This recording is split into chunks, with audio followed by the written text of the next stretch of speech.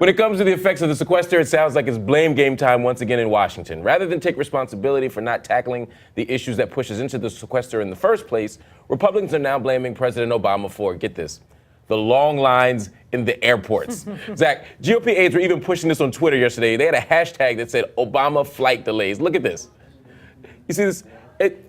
FAA has flexibility to cut costs without delaying air travelers. Why won't President Obama let them? My favorite part is that awesome picture of the guy staying in the airport like this. There you go. You know, oh no, he has a Superman pose. Like, why is it? I mean, they're really pressed about for everything. I also don't think they understand hashtags because that takes up almost 140 characters. Yeah, that was a really bad use of hashtag. But I mean, it's like Zach. It's like if you stub your toe, they're like Obama did this to you. Like, I mean, are there no limits?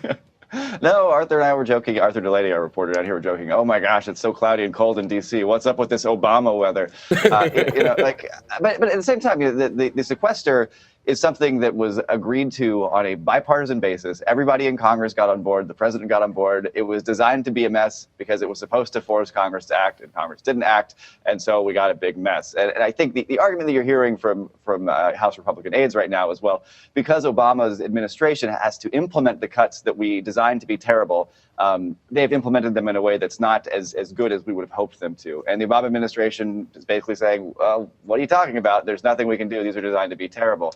It seems to be where things are. What do you say to people like Foxy Shazam, who writes in and says the sequester is Obama's? He owns it. It was his idea. His own press secretary says as much. And as such, anything that comes from it, whether it's long lines in airports, whether it's military crumbling, it's all Obama's stuff.